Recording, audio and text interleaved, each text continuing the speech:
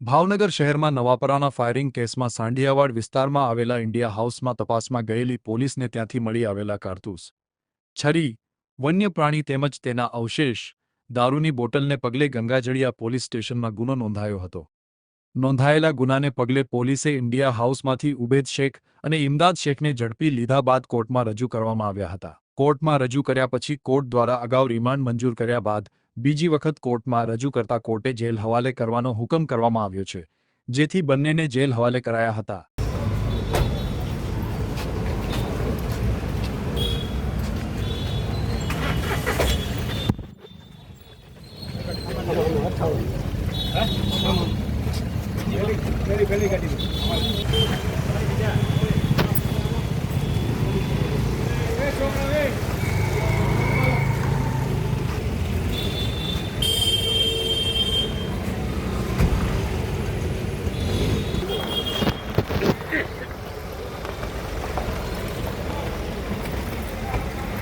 આપણા બાજુ જો આપણે